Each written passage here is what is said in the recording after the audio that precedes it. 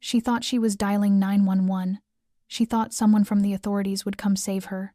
But a trembling finger hit the wrong button, and instead of reaching the police, Rachel Myers connected with a man whose voice carried danger the way a loaded gun carries inevitability. 10 minutes later, the robbers fled in a panic, and the roadside diner tucked inside the quiet town of Little Creek, Colorado found itself surrounded not by police cruisers but by 3 black SUVs with no lights, no sirens, parked in a sharp V formation like the teeth of a predator.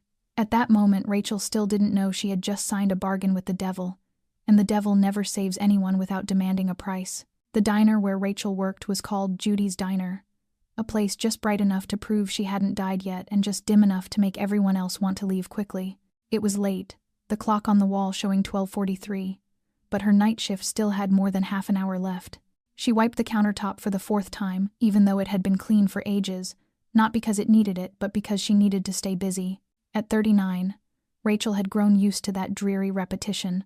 2 jobs a day, 1 skipped meal, 1 restless sleep, 1 unfinished life after her husband died in an accident 2 years earlier, leaving behind a stack of unpaid bills and a heart drained of faith. She was short $600 for this month's rent, and tonight's tips, if she was lucky, would cover 2 modest meals, a packet of instant noodles, and a carton of eggs.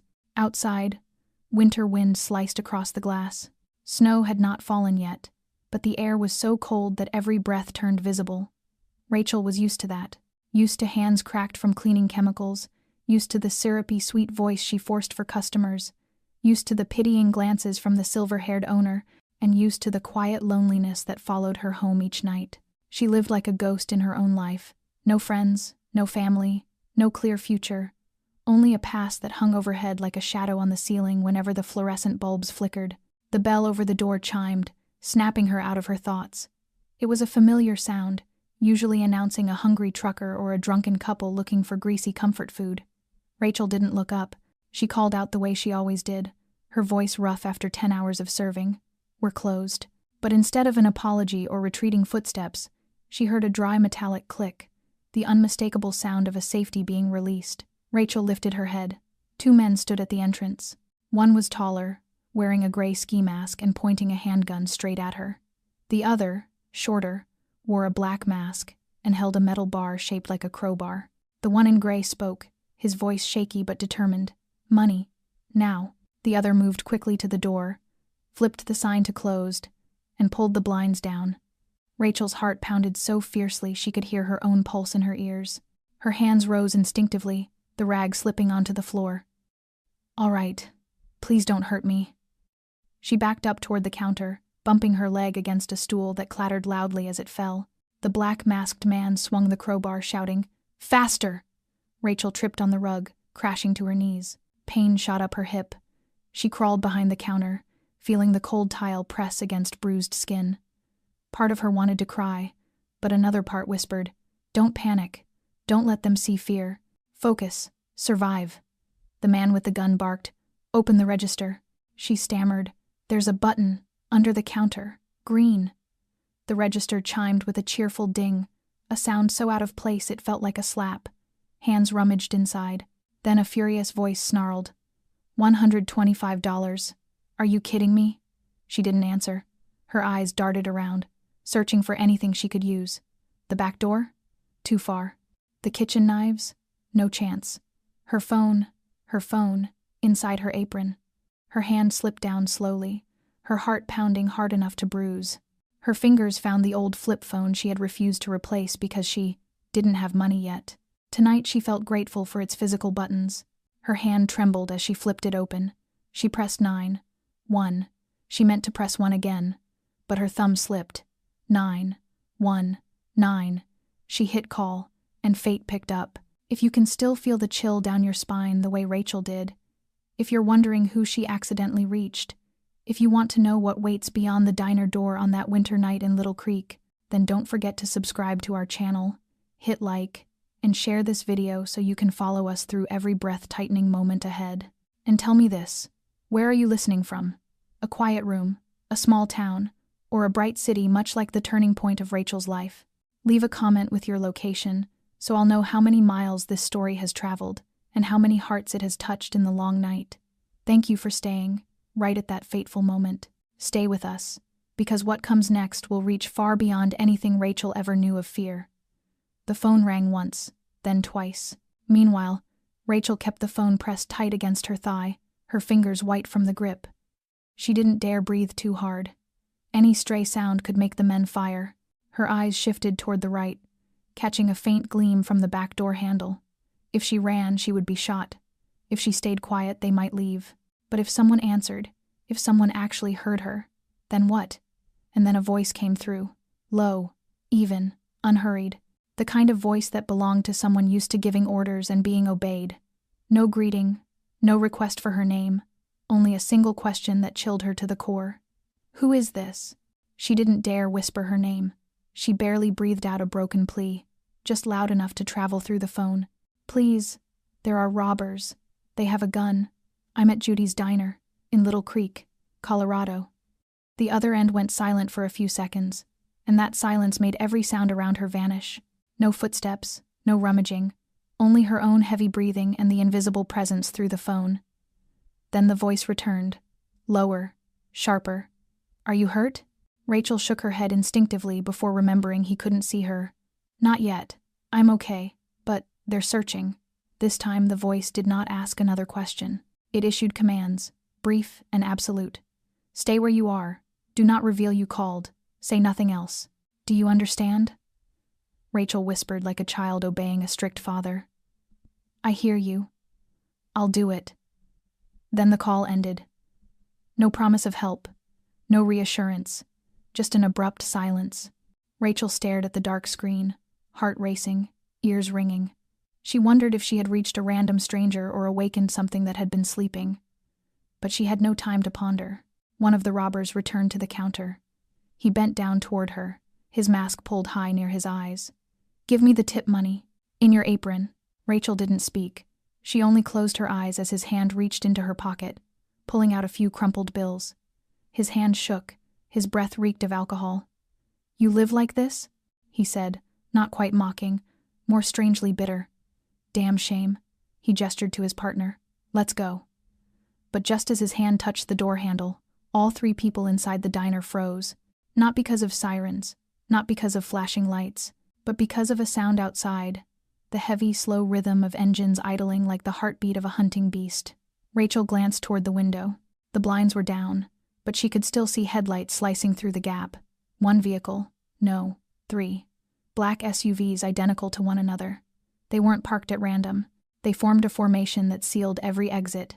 No sirens, no police, only an overwhelming presence that spoke without words. The two robbers panicked. Damn it, the cops? The other shook his head. No. No lights, no sirens. Rachel stayed behind the counter, breath trapped in her chest. She didn't know who she had called, but one thing was certain. He had not lied, and now he was here. The two robbers bolted into the kitchen, running toward the back door. Rachel heard their pounding footsteps, the slam of the exit, and then silence. No shouting, no engines revving in escape. Only a hollow stillness, as if time itself had stopped. She didn't move. She stayed exactly where she had been told, obeying to the letter. Don't move, don't speak, don't reveal the call. 1 minute passed, then 2. The SUVs remained outside, engines running, tires sinking slightly into the thin frost. The police arrived much later, sirens wailing, red and blue lights sweeping across the night sky. Only then did Rachel dare breathe. She rose from behind the counter and glanced at the clock, which read 1:05 in the morning. Her hand still clutched the phone. The last dialed number glowed clearly, 91955506162. A call lasting 2 minutes and 36 seconds. One small mistake, one different digit. And because of that error, she was still alive. The only thing Rachel didn't know was that her life had already veered onto a road she would never be able to turn back from. The wail of police sirens tore through the night only a few minutes after the 3 black SUVs vanished from the parking lot, their flashing red and blue lights spreading across the misted pavement like bruised colors on cold glass. Rachel still sat frozen behind the counter, her heart hammering wildly, her hand gripping the old flip phone so tightly that her nails carved crescents into her palms. She didn't dare stand until she heard the glass door push open and a firm male voice call out, "Police! Is anyone hurt?" She lifted her head, her vision blurred with the exhaustion and terror that had been clenching her for what felt like hours. I'm okay, she whispered, her voice hoarse and trembling as if she had just been pulled out of a nightmare. They're gone. One officer stepped inside, followed by a younger colleague. Both wore heavy jackets, their boots pressing damp creaks into the floor. The older one introduced himself briskly. I'm Lieutenant Kyle Jefferson, and this is Rookie Monroe. We received a distress call from a nearby payphone. Who made the call? Rachel blinked in confusion. Not me. I called from my own phone when they broke in. But I dialed the wrong number. She hesitated, then held up the flip phone as if to prove it. I thought I dialed 911, but I didn't. Jefferson frowned, glancing toward Monroe. Pull the call log from dispatch. Check for anything unusual. Then he turned back to Rachel, his voice gentler. Can you tell me what happened? She told them, halting but clear. 2 masked men, one with a handgun, the other with a metal bar. They demanded money. They found almost nothing except the small bills in the till and the tip money in her apron. She tried to stay calm. She hid her phone. She called for help. No one knew. Then they fled. But the moment that made Jefferson pause mid-note was when Rachel described the 3 black SUVs. No sirens, no lights. No one got out, but they blocked every exit. When they arrived, the robbers panicked. They ran out the kitchen door. Jefferson grew thoughtful. Did you see a license plate? No. The blinds were down. I only saw the headlights and the shape of the vehicles. They weren't police. No markings, no logos, nothing. Monroe, after checking the dispatch log, raised his phone. There was a call from a payphone 2 blocks away at 1:02 a.m. It reported a robbery in progress at Judy's diner. No name left. Jefferson looked back at Rachel. This doesn't add up. You said you dialed the wrong number? Rachel nodded and opened her call history. A number appeared. 919-555-0162. Here. I misdialed. I was pressed against the floor, my hands shaking. I didn't think I got it right. Jefferson took the phone, eyeing the digits. 919. That's not an emergency code. That's a private number. Looks disconnected, inactive. Rachel murmured, but someone answered. A man. His voice, strange, deep, steady, like he wasn't surprised I called by accident. She hesitated. And just a few minutes later, those SUVs showed up. Monroe looked at Jefferson. Could be a militia group? Or some private security team? Jefferson shook his head, his brows knitting together. No one reacts that fast in a small town, and no one mobilizes 3 SUVs in under 10 minutes, unless they were ready before anything happened. Rachel sensed something turning in Jefferson's eyes. Not suspicion of her, but recognition that something hidden was shaping the truth. They stayed for almost an hour, taking photos of the scene, collecting the small drops of blood left on the floor from where her knee hit the tile, and checking the security camera, an old, cheap unit that stopped recording after 10 hours of continuous use. No plates, no clear faces. All they had was the trembling account of a lone woman and the shadows of vehicles that had slipped into the night without leaving a trace. Before leaving, Jefferson paused beside her. We'll have patrol cars swing by every hour, at least tonight. He studied her a moment longer before adding, if anything at all feels off, call immediately. And this time, make sure you dial the right number. Rachel nodded, but deep inside, she knew that if those SUVs returned, the police wouldn't arrive in time. Or worse, they wouldn't dare approach. She stood outside the empty diner at 3 a.m, her hands shaking as she turned the key in the lock, sealing the glass door, still smudged with the fingerprints of the men who had threatened her life. The air had grown colder than before, but the chill inside her chest was deeper still. On the drive back to her small apartment, 12 minutes along dark, empty roads, Rachel checked her rearview mirror for the 7th time. No cars followed, no strange lights, yet the feeling of being watched clung to her like a shadow. Inside her coat pocket, the flip phone continued to display the last call. A number without a name, a voice without a face, but quite possibly the most powerful person she had ever encountered without ever having seen him. And more likely than not, he was far from finished with her. By late afternoon the next day, when the winter sun had just slipped behind the western mountains and its last faint rays fell quietly across the worn roof of Rachel's old motel, her phone vibrated. The soft click of the flip phone opening sounded familiar, almost comforting in its smallness. On the screen were 2 simple words, Unknown number. For a moment, Rachel nearly refused to answer. She had just endured a night where every noise made her flinch, and every shadow passing the window made her heart stutter. But something in her instincts told her this was not a call she could ignore. She pressed the button. There was no static on the other end. No hum of a poor connection. Only a voice. The same voice. Low, steady, slightly rough like smoke coiled around the throat. Rachel Myers.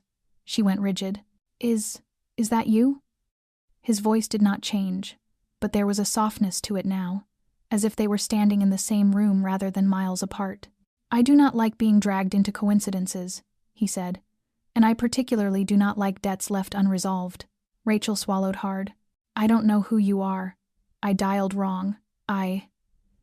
You are still alive," he cut in, not harshly, only stating a fact.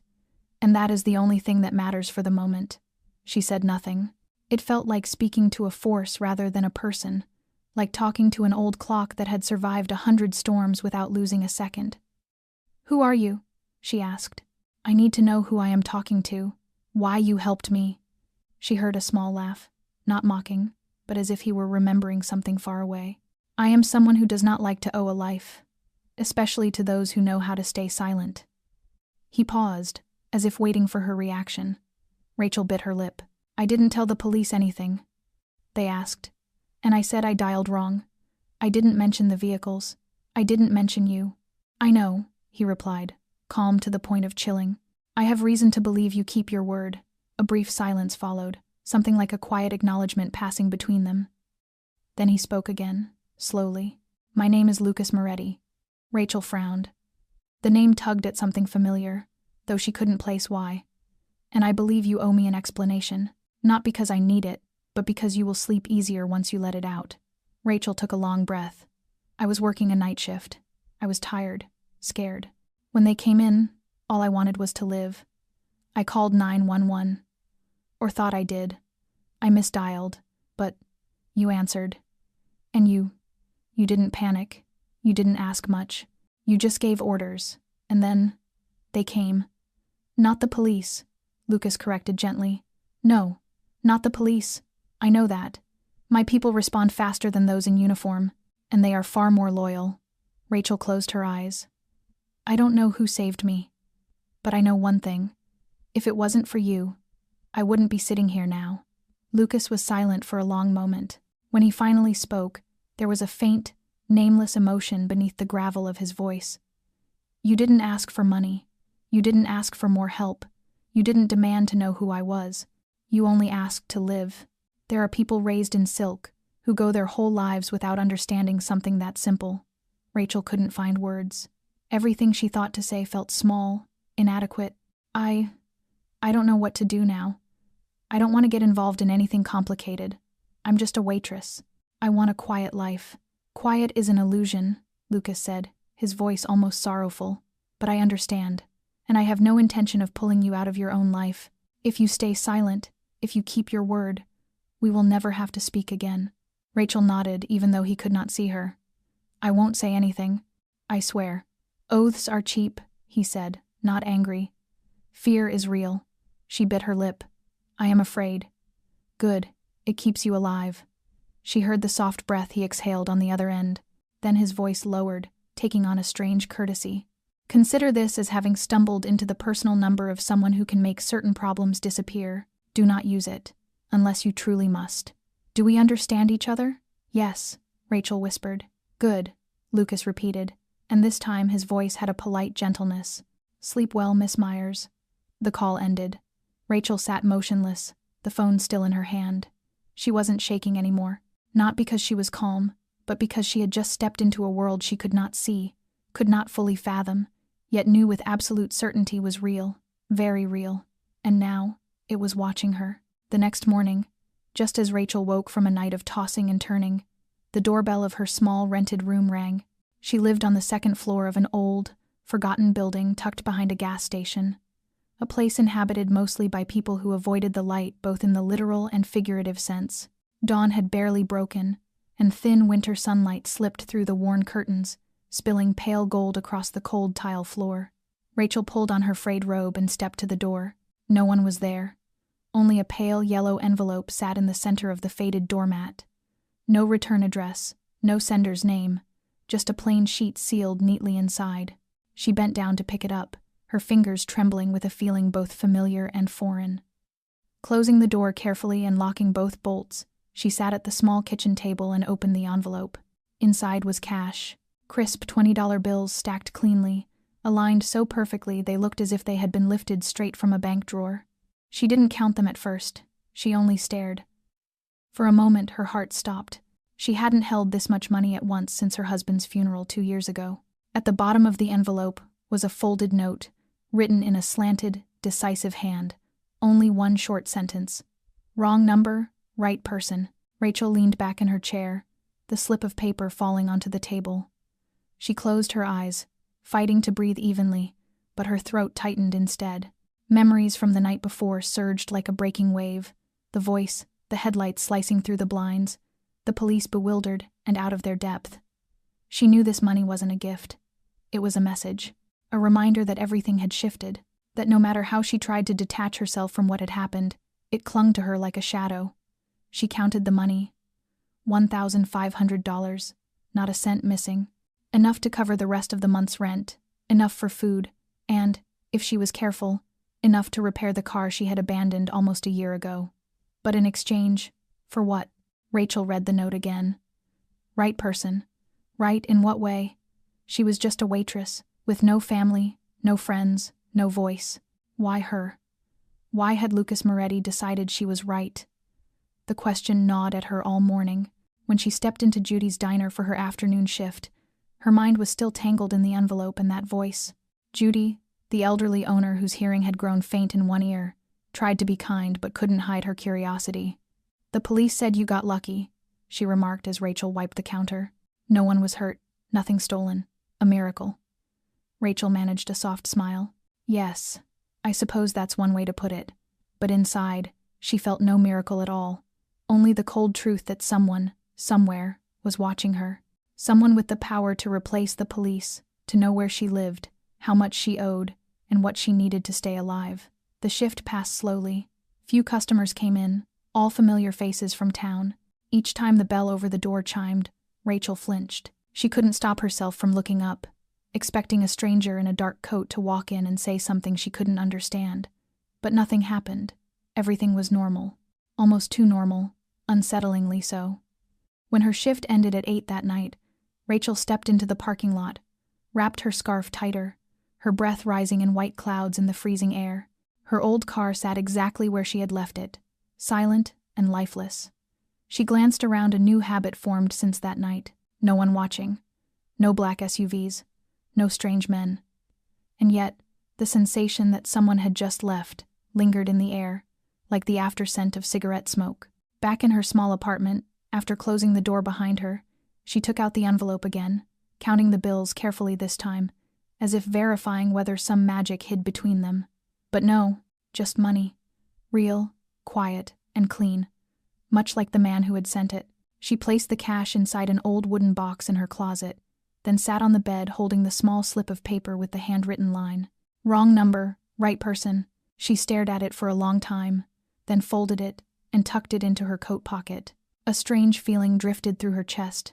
Not quite fear, not quite gratitude, more like the faint, certain knowledge that her life had just turned onto a new, unwritten road. And Lucas Moretti, somehow, had placed his hand on the steering wheel. 2 days had passed since Rachel received the envelope of money, and in that time, nothing unusual had happened. Everything seemed to slip back into an eerie kind of normal, as though the world had temporarily forgotten she had once been the center of a night filled with terror and chaos. But inside Rachel there was no peace. Every knock, every car that stopped in front of the diner, every unfamiliar customer made her tense. She didn't dare ask questions, didn't dare call the number that had saved her life, didn't dare mention the envelope to anyone, not even to Judy, the kind-hearted owner who treated her like family. She simply waited. A vague yet undeniable instinct told her she would hear from Lucas Moretti again, and she was right, though the next message arrived in the form of a stranger who stepped into the diner at the end of her Tuesday evening shift. Rachel was wiping down a table when the doorbell chimed. A man entered wearing a long black coat, polished leather shoes, and brown leather gloves that fit snugly around his broad hands. He didn't look at the menu or choose a seat. Instead, he walked straight to the counter where Rachel stood. He was tall, broad-shouldered, with a neat military-style haircut and an aura that was both cold and impeccable. His voice was low, firm, not loud but commanding attention all the same. "Rachel Myers?" She froze for a heartbeat, her pulse kicking hard. "Yes, that's me." The man extended a business card.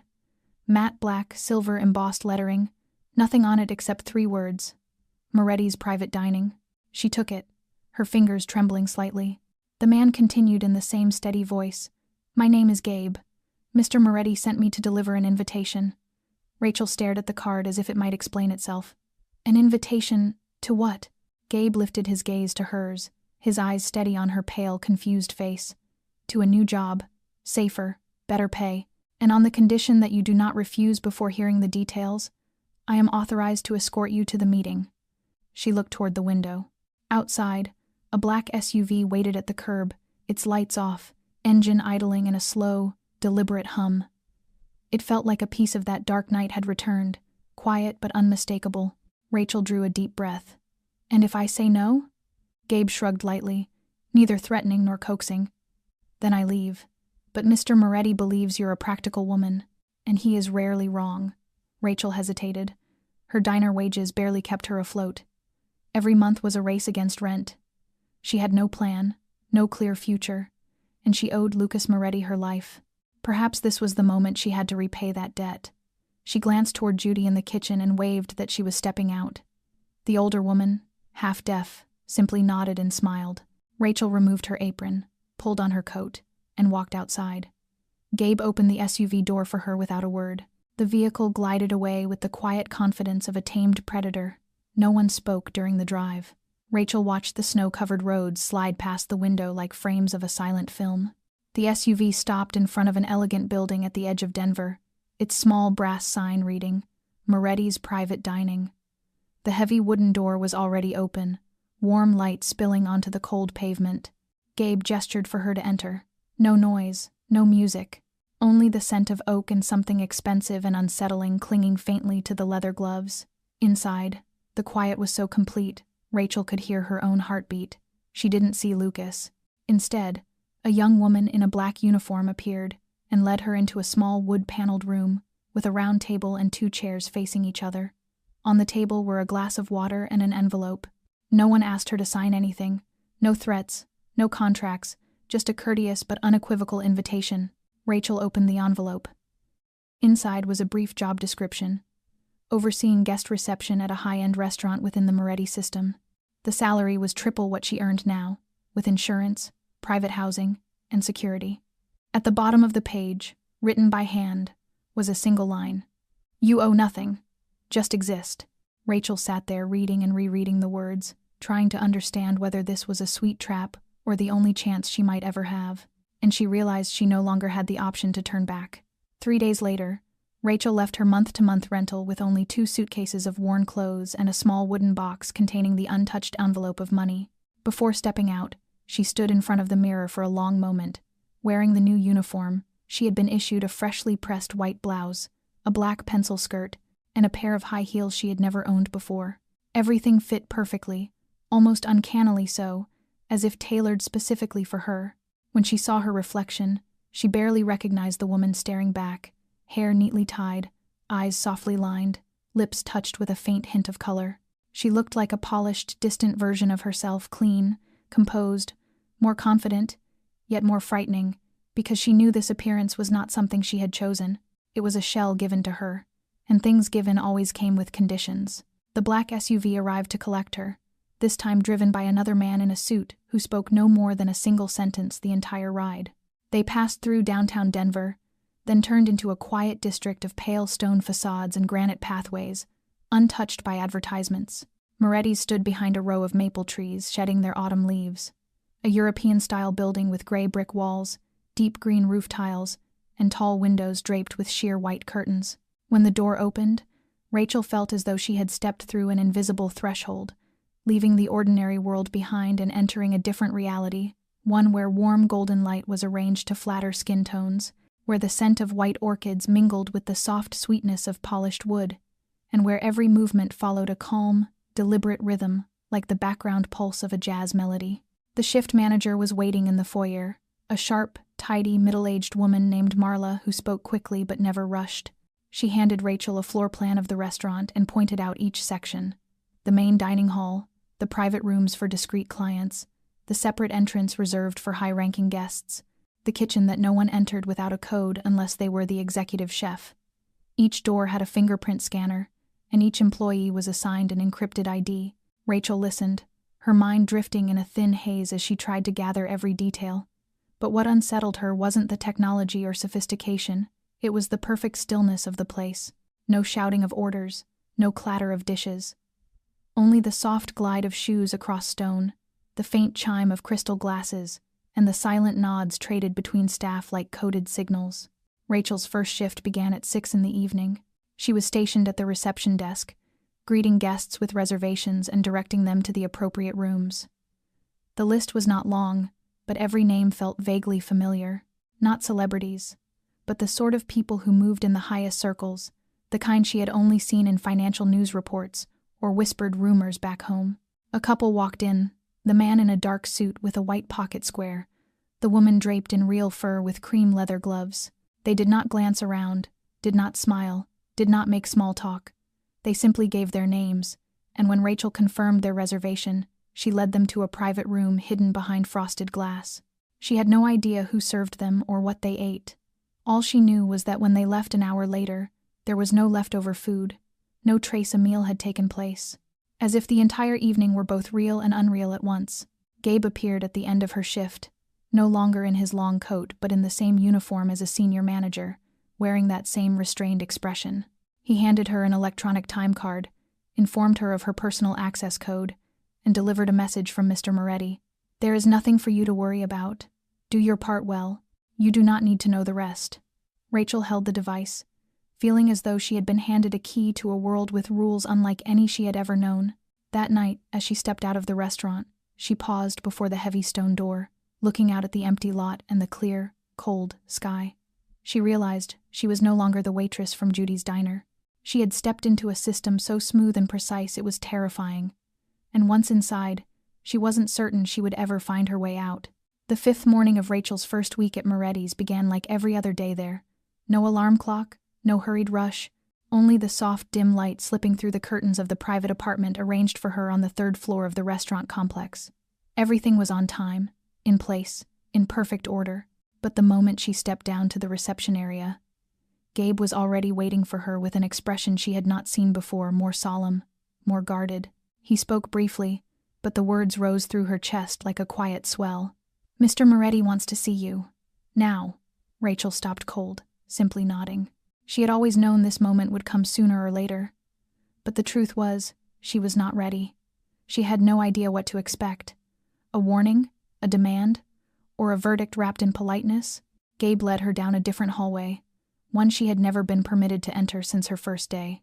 No signs marked the way, no staff moved through it. The lighting was softer, the carpet thick and gray, swallowing the sound of footsteps so completely that the rest of the building felt distant. They stopped before a black wooden door with no handle, only a scanner. Gabe bowed slightly, the scanner beeped, and the door unlocked. He spoke quietly, still not turning back. "Only you go in. Do not worry. Just listen." Rachel stepped inside, her palms cold, her heartbeat slipping out of rhythm. What she found surprised her.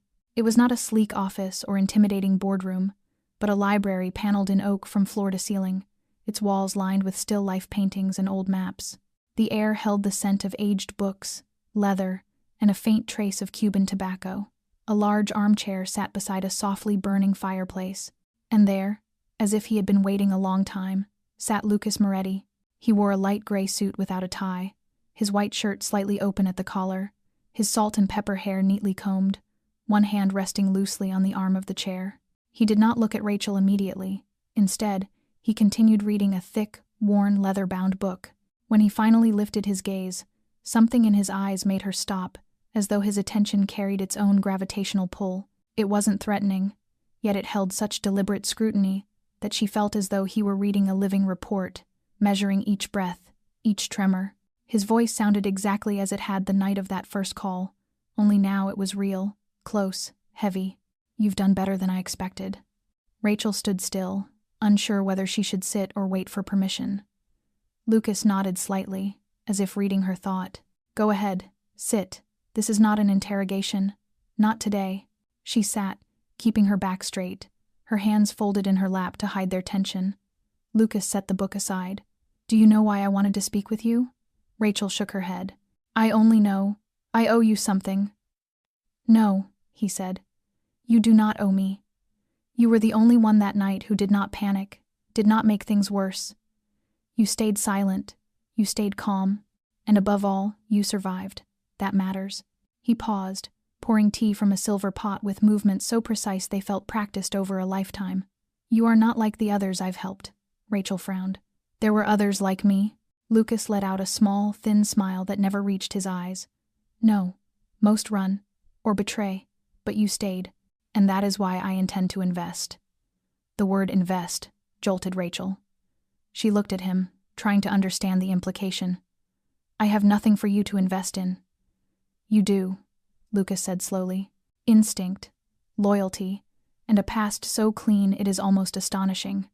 In my world, clean does not mean virtuous. It means malleable." She felt like a piece of clay in the hands of a craftsman she had never invited, yet instead of resisting, she found herself whispering, "And what do you intend to shape me into?" Lucas did not answer at once. He looked into his cup, then lifted his gaze again, sharper this time. "Something you never imagined you could become. But not today. Today, all I want is for you to understand that I watch, and that I was not wrong about you." Rachel left the room after a meeting that lasted less than 15 minutes, but her mind felt as if it had passed through a tornado. Lucas Moretti did not need to raise his voice to be obeyed. He did not need to threaten to inspire fear. He only needed to exist. And that presence carved into her a certainty stronger than any promise she had stepped into his world. And he was not a man who allowed anyone to walk out before he wished it. 3 weeks after her meeting with Lucas Moretti, Rachel's life entered a strange phase in which she was no longer certain what was real and what was merely a performance. Each day at Moretti's unfolded like a meticulously choreographed play. Guests arrived exactly on time, left exactly on time. No raised voices, no unnecessary movements, nothing that drew attention. She memorized every face, every mannerism, the way certain patrons ordered, the way they spoke very little yet tipped far more than their meals were worth. She learned to walk without sound, learned to remain composed when a customer casually slid a ring across the table as a signal she had never been taught to interpret. Yet what she did not expect was that the first pair of eyes to truly meet hers did not belong to a guest, nor to Lucas Moretti. They belonged to 2 men in gray suits, who approached the reception desk during a slow hour and identified themselves as federal agents. They were not forceful, not rude, merely held out their badges and smiled politely as though asking for directions. One introduced himself as Grant, the other as Evans. Everything about them felt unlike local police, their precise gestures, their careful phrasing, and above all their unnervingly patient demeanor. Grant said they were verifying certain leads connected to a series of high-end restaurants with unusual associations to individuals currently under federal observation.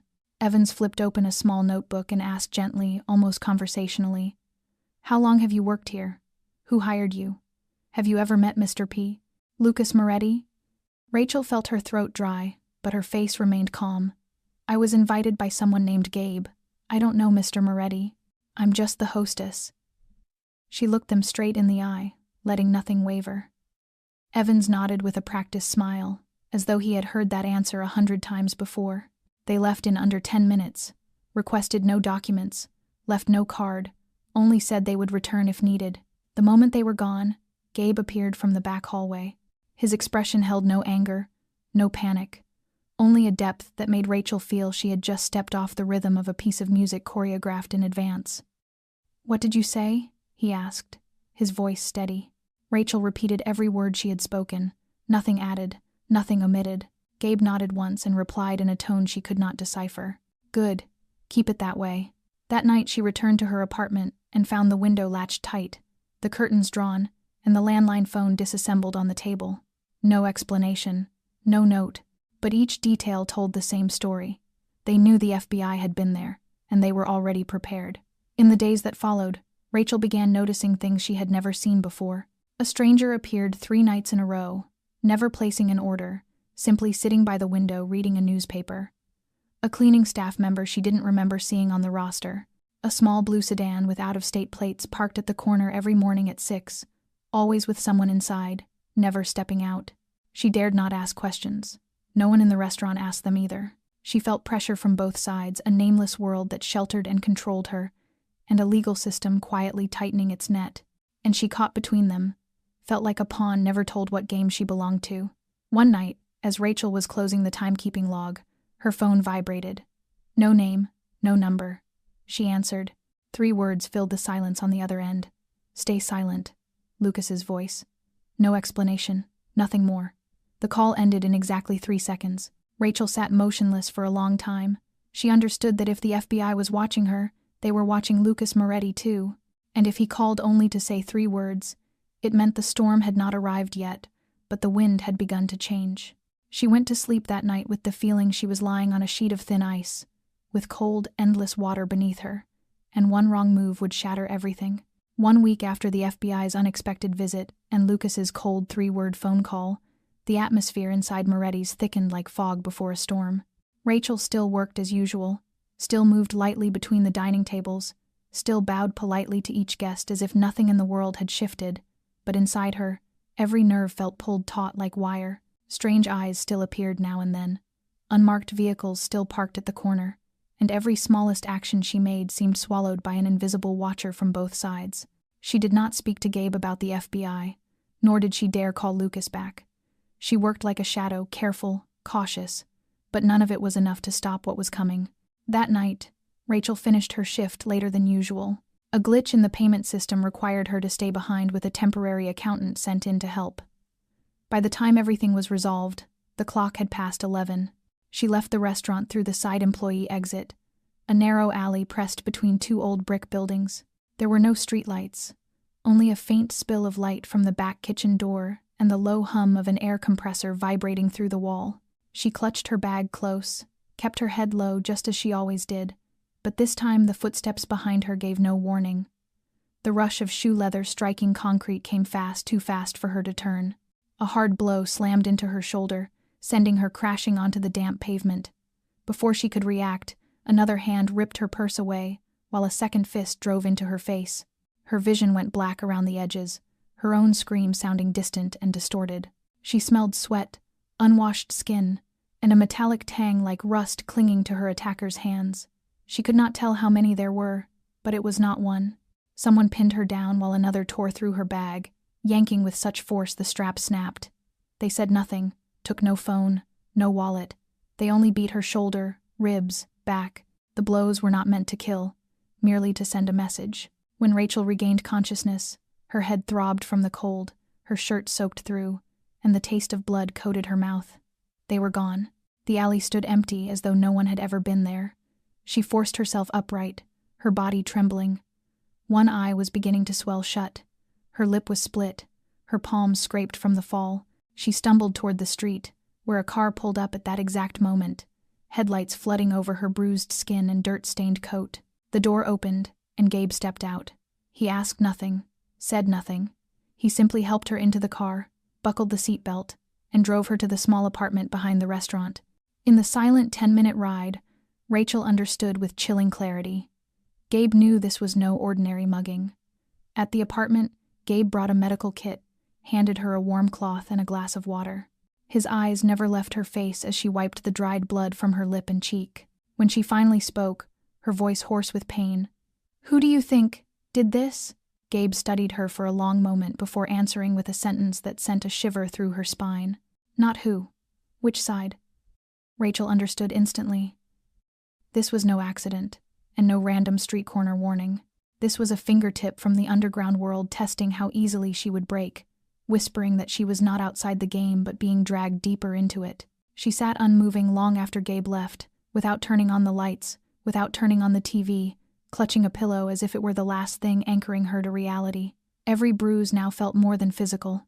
Each one was a reminder that between silent investigations, nameless phone calls, and shadow-like figures, Rachel had become a piece on a chessboard everyone was watching, and whether she wanted it or not, she could no longer go back to being invisible.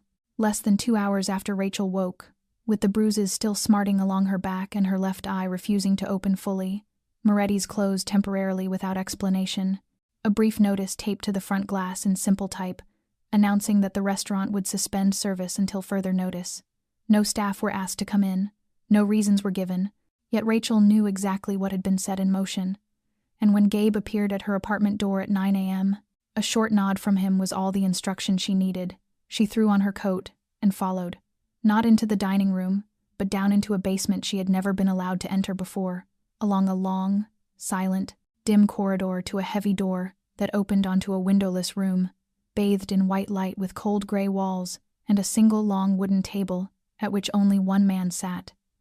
Lucas Moretti did not look up when Rachel entered, his attention fixed on a small monitor that showed the security footage of the alley, the image of her being dragged into the dark the night before, and she did not need to study the screen to feel again the grasp on her shoulder, the blow to her ribs, the wind whooshing in her ear as her head hit the wet concrete. The screen went dark, and Lucas lifted his head, and his gaze made the room chill a few degrees more. He did not ask if she was all right, nor did he inquire what had happened. He said only one sentence that struck Rachel's heart harder than any wound. "They touched my person," and she dared not answer. He rose, walked slowly to a faux window used as a backdrop, hands clasped behind his back, and spoke in a measured voice heavy as stone. "I do not know your rules, Rachel, but I know mine. A beating like that is not meant to kill. It is a message, a reminder that I cannot protect everyone, that I have weaknesses, and they think you are one of them." Rachel clenched her fists, unsure whether to feel fear or anger or shame for causing him trouble, and for the first time his eyes showed a crack, not weakness but a struggle. A part of him wanting to burn the city down to restore order, and another part restraining something fiercer than fire. She whispered that she was fine, and he pretended not to hear, stepping closer until she could see the planes of his face and then saying, "No, you are not fine. No one who has been touched like that is fine. You are mine, Rachel, at least in my world. And when someone reaches for what is mine, I must answer that is the rule. You know nothing of our rules." She inhaled, palms sweating, and thought that if he avenged her they would not stop. The police would get involved. The FBI would see her as a link, and she did not want to become the cause of a war. Lucas watched her a long while, then returned to the desk, pulled out a thin file and tossed it before her. When she opened it, she saw photographs of the two men, the one who had held her down in the alley, and the one who had struck her names, addresses, criminal records, and at the bottom a single note, affiliated with an intermediary group working for two rival organizations. Her chest tightened as he spoke more softly but no less grave. "Did you think I would let anonymous hands touch you? No. This was a test strike. And my response will be the lesson. But if you want me to stop, say it now. Once only." Rachel bowed her head. She had never had the authority to command anyone, much less a man like Lucas, but something inside would not allow her silence this time. "I do not want anyone to die for me," she said. "I do not want your world dragged into darkness because of me. They do not deserve you to move for them." Lucas was silent for a long time. Then he left the room, leaving Rachel alone with the file and an unanswered question that hung in the air. In this world, was forgiveness a weakness or the last true power? Rachel remained seated in that windowless room long after Lucas had left, her eyes fixed on the half-open file before her, every line in it cutting into her mind like a blade. Names, photographs, traces of past crimes, yet not a single sentence declaring that these men deserved to die, not a single page suggesting that the two who attacked her should vanish, simply to balance some invisible scale between criminal families whose names she had never wished to know. Her chest tightened, her breath grew heavy, and she realized she had never imagined a day when another person's life might fall within her orbit, simply because of one misdialed call and a desperate plea for help in the dark. The door swung open, and Gabe stepped inside, his eyes shifting from her to the file, as he let out a sigh that spoke of discomfort more than anything else. "I'll take you back to your room," he said. "He needs time."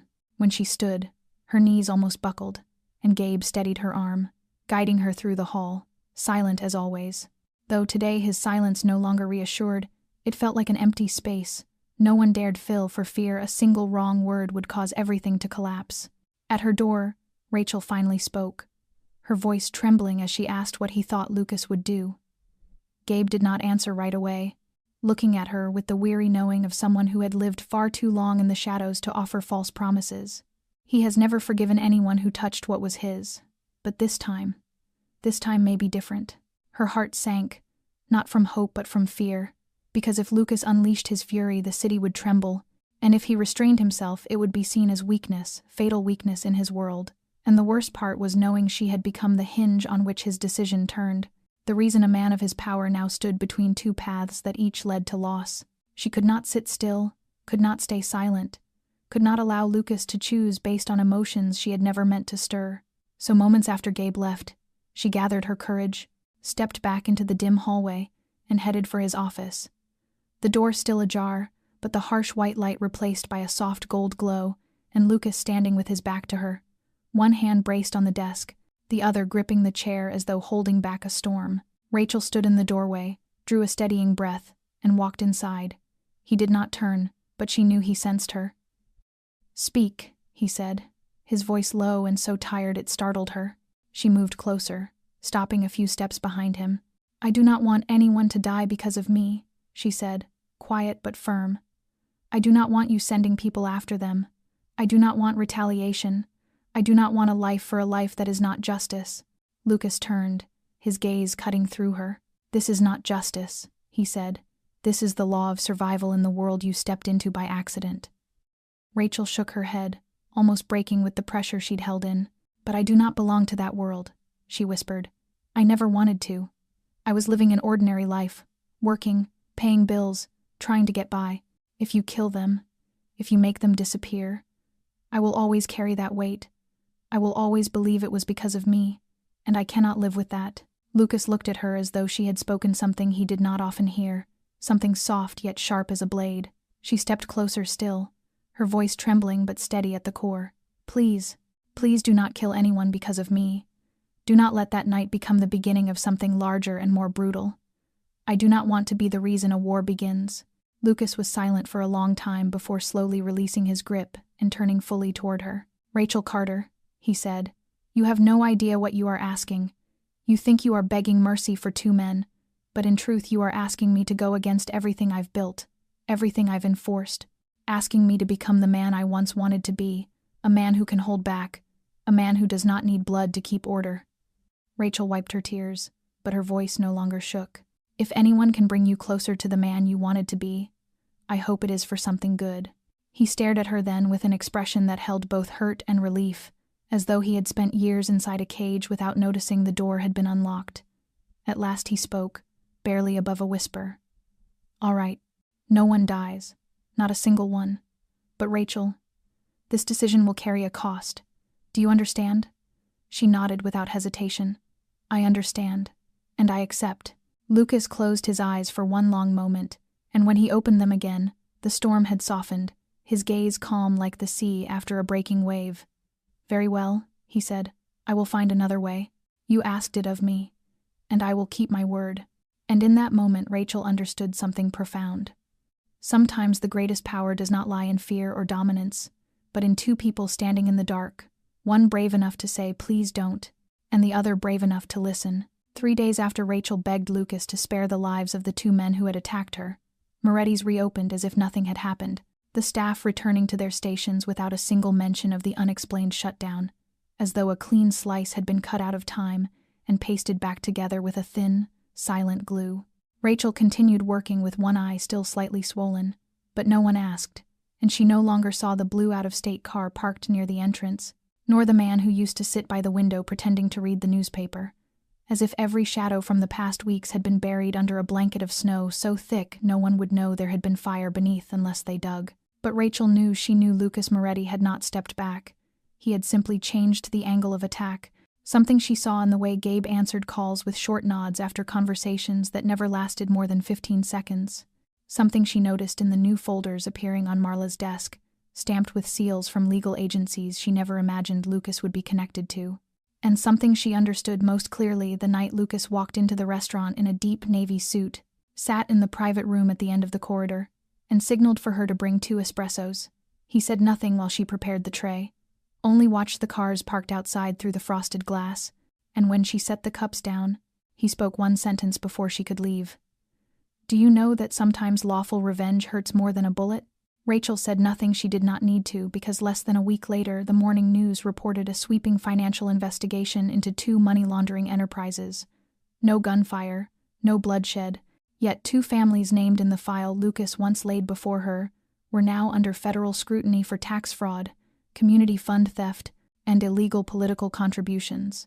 Rachel watched from the staff room, her heartbeat quickening as the grainy image of a man being handcuffed outside his home flashed across the screen, his lowered face unmistakably belonging to one of the men who had beaten her. She did not know how Lucas obtained the evidence, nor how organizations that moved like ghosts were dragged into the light in only a handful of days, but she knew it was no miracle. It was the hand of a man who once wielded power like a hammer, now holding a poison-tipped needle, slow, precise, and leaving no trace. Lucas never mentioned it again, but Gabe did.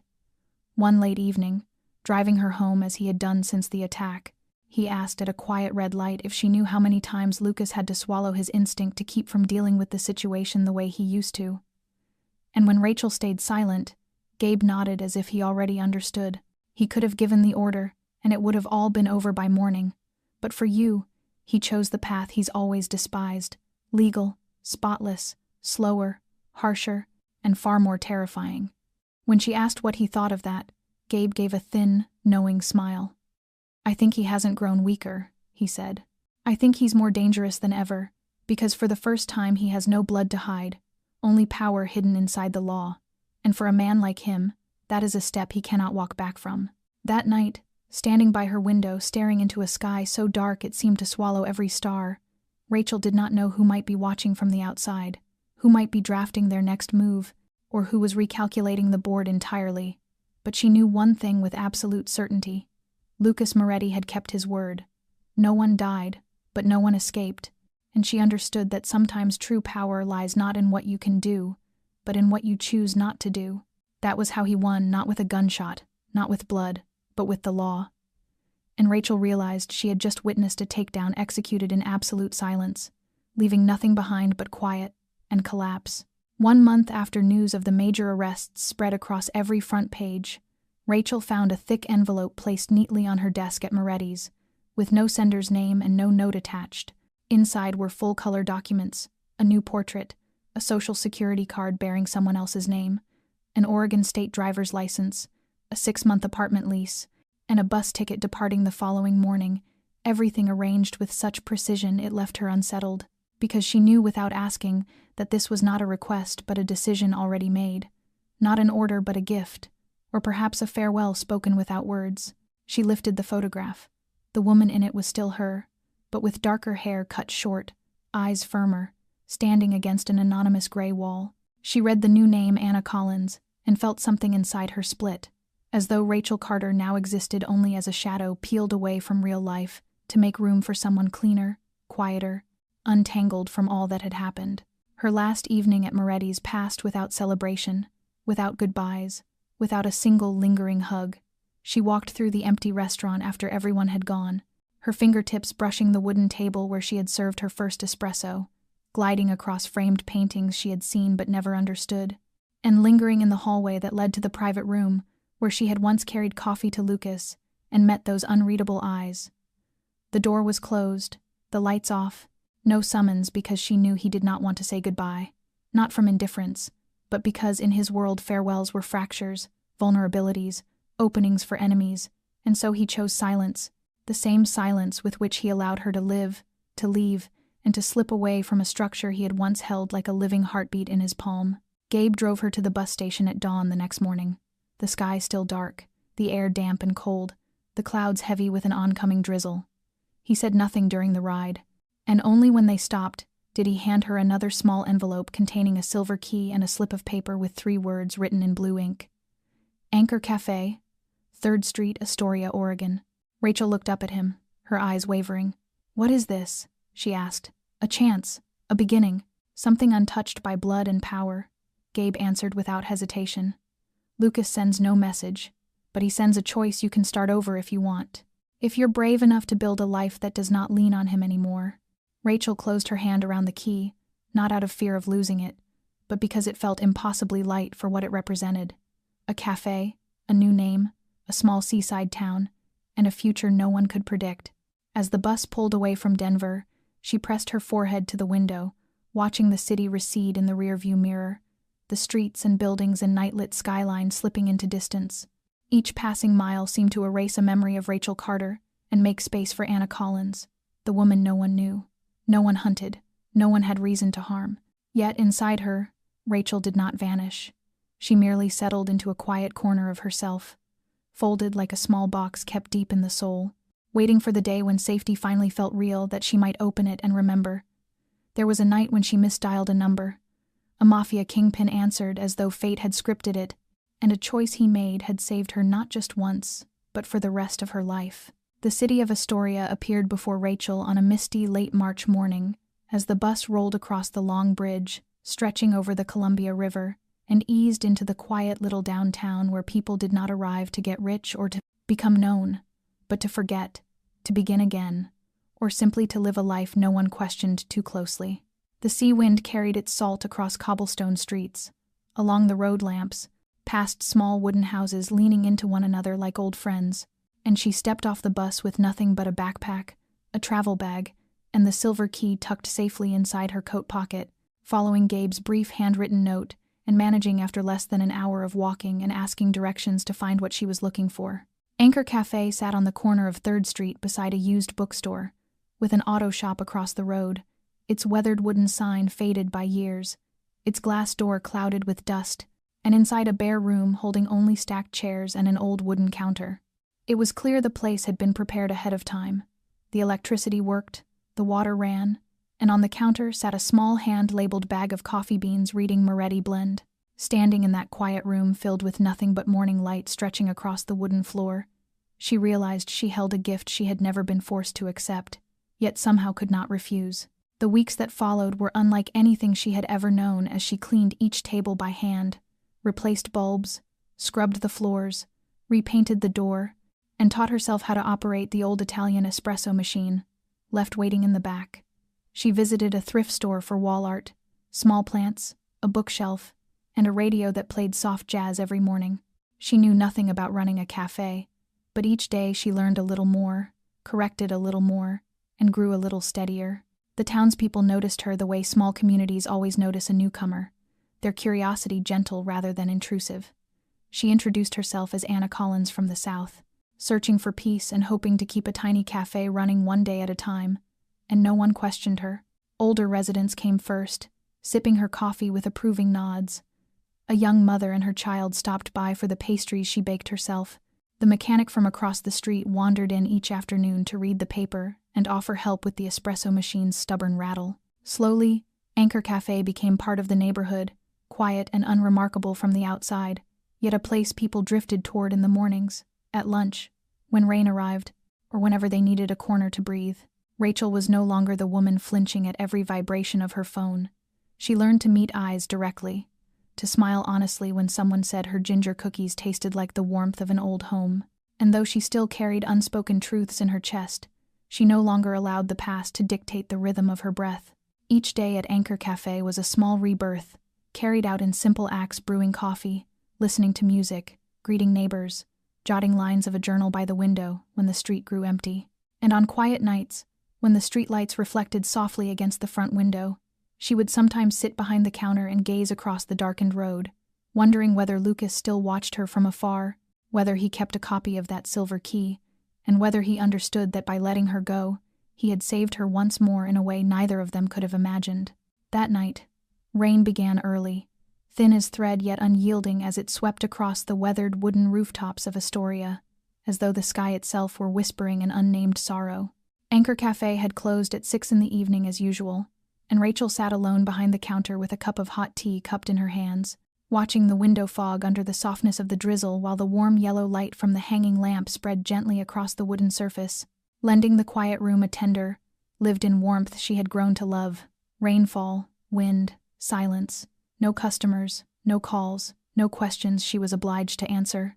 But at exactly 8:37, 3 sharp knocks rapped against the door, quick, urgent, and so out of place that the sound felt like a stone shattering the still surface of a lake. Startled, her heart stuttering once, she rose and walked slowly toward the glass door where, through the rain, she saw a woman standing beneath the awning, soaked hair plastered to her cheeks, a thin coat clinging to her body, her wide eyes bright with terror. Without thinking, Rachel opened the door, and cold wind rushed in with the smell of wet earth, and the woman stumbled inside, breath breaking as she whispered, "Please, help me, please, they're looking for me." Rachel locked the door, guided her to a chair, found a towel, poured hot tea, and waited with the silent patience of someone who had once survived by listening first and speaking later. When the woman could finally breathe without shaking, she told her name Emily, and haltingly laid out the fragments of a story that coalesced into something Rachel recognized with a jolt of cold dread. Emily worked as a cashier in a small diner in Salem, lived quietly, with no friends or family, and one late night she witnessed an illicit cash exchange between the manager and a group of strangers. They saw her, learned her name, and from that moment forward she had been followed anonymous messages, a figure at her window, strange footprints on her steps, yet the police could do nothing without proof. Terrified, she fled, arriving in Astoria only because she had heard it was quiet, forgotten, a place where she might hide. She had walked in the rain all day, looking for somewhere to spend the night, and when she saw the cafe light, she simply decided to knock and hope someone might listen. Rachel stood frozen for a long moment, because each word Emily spoke played like a reel, pulled straight from her own past. Another solitary woman, powerless, cornered by something she never chose, running, afraid, disparity. Too similar, far too similar. Rachel went to the back, knelt at the metal cabinet hidden beneath the sink, and pulled out an old phone, outgoing calls only, no contacts, no tracking a phone she had not touched since arriving in Astoria. Tonight, she knew she must. She dialed. 3 rings, a soft click. No name given, no greeting, no confirmation, yet she knew exactly who waited on the other end. Her voice was calm, pared down to essentials, uncolored by emotion. "There is someone who needs help. Like I once did. She is staying here. If you want details, I will wait for your call." There was no reply, and she needed none. She ended the call, returned the phone to its place, and stepped back into the warm front room where Emily sat hunched, staring at her untouched tea. Rachel sat opposite her, reached out, and spoke gently. "You're safe here. You don't have to run anymore." Emily lifted her gaze, tears gathering. "How do you know?" Rachel's smile was soft, rare, carrying pieces of memory and a glimmer of hope. "Because I was once like you, and because someone helped me, when I dialed the wrong number on a rainy night." That night, after Emily had finally fallen asleep on the long sofa in the back room of the cafe with a quilt wrapped around her and a cup of tea still steaming on the table beside her, Rachel remained alone in the kitchen, listening to the soft patter of rain against the tin roof, each drop slipping through the quiet-like footsteps, whispering their way out of her past.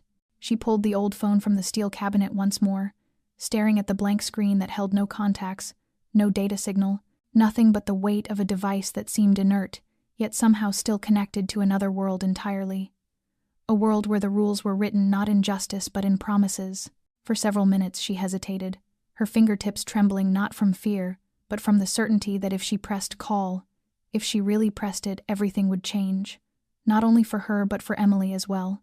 There would be no return. She drew in a slow breath and dialed, the same sequence of numbers she had never saved on any device yet remembered as though etched into her blood.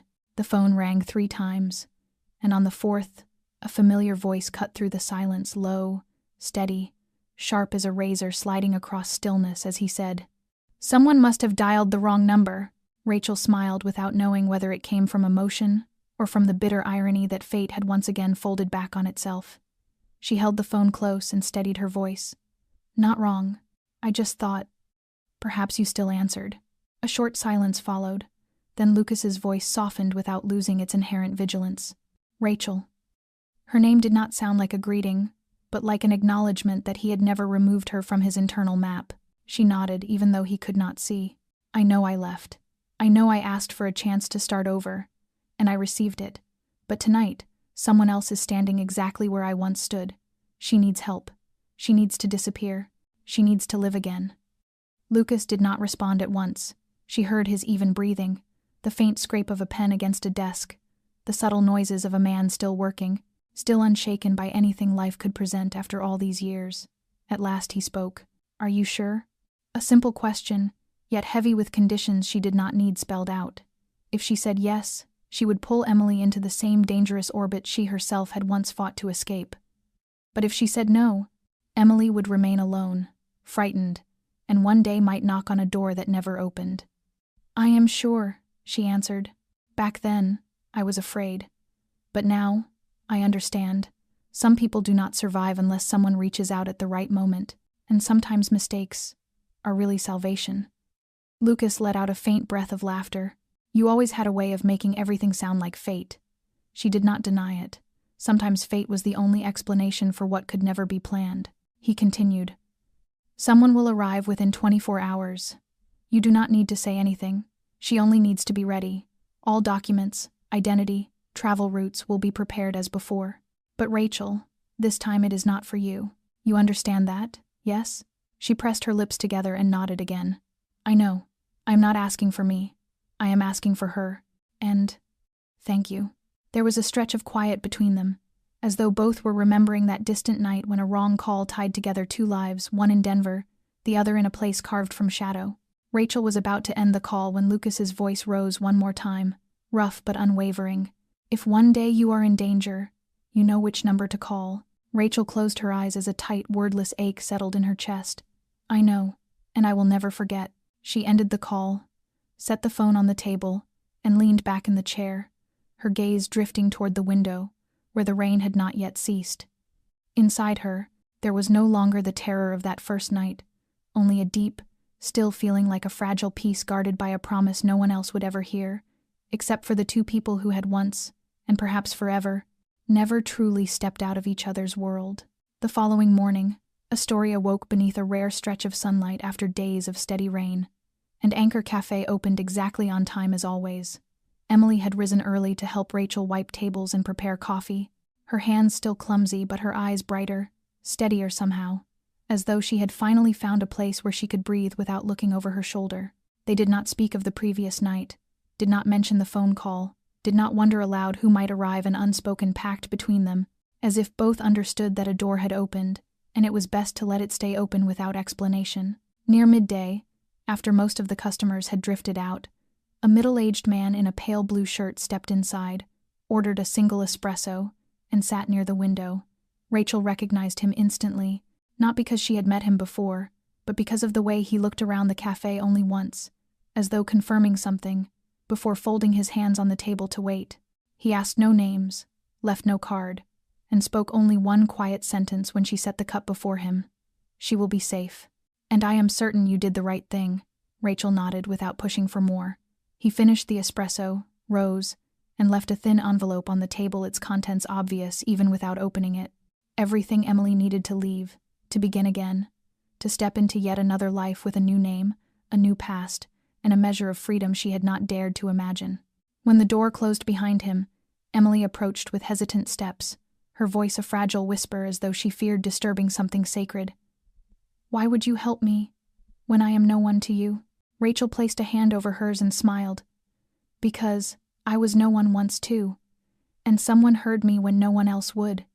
Someone answered a wrong number and changed my entire life." Emily asked nothing more. She understood that sometimes the strangest things are simply the kindest things this world has to offer. Emily left on a bright morning, carrying a small backpack as she boarded a northbound bus, unnoticed by the town, unbothered by questions. Before stepping inside, she looked back once to see Rachel standing behind Anchor Cafe's window, hand lifted in a gentle wave, her smile warm as early sunlight, and in that moment Emily recognized the invisible connection between them, an unpayable debt that would never be forgotten but never required repayment. Rachel returned to her cafe, to the coffee cups, the jazz music, the maple tree outside the window whose leaves were just beginning to change color, and from that day on, she placed a small sign on the wall beside the register, with a simple line carved into it. "If one day you are in danger, dial the wrong number." No one understood what it meant, but for her it was a reminder, a witness to the chain of impossible choices that had somehow become miracles, a thank you to Lucas, to Gabe, to her past, and to all the things people swear do not exist. Rachel's story was not a fairy tale, nor an excuse for the shadows she had once lived among. It was proof that in a chaotic and indifferent world, a small act of kindness, a timely hand reaching out, or even a wrong number dialed in desperation, could save a life, could change a future, and perhaps, just perhaps, guide a lost soul back into the light. And what about you? What does this story make you feel? Have you ever faced a moment that seemed hopeless until help arrived from the most unexpected place? Do you believe the world still holds people like Rachel, like Lucas, or perhaps like you, someone willing to answer a wrong call and choose compassion? Share your thoughts below. We truly hope to hear the feelings that come from the deepest part of your heart, because knowing these stories reach someone out there is what keeps us going. If this story touched you, please remember to like and share it with those you care about, and most importantly, subscribe to our channel so you never miss the next story. Each day we hope to bring you something filled with emotion, with hope, with a small beam of light for someone who might be needing it. Thank you for listening all the way to this moment. May your day be peaceful, your life full, and your heart warm in this wide and unpredictable world. Goodbye, and we will see you in the next video.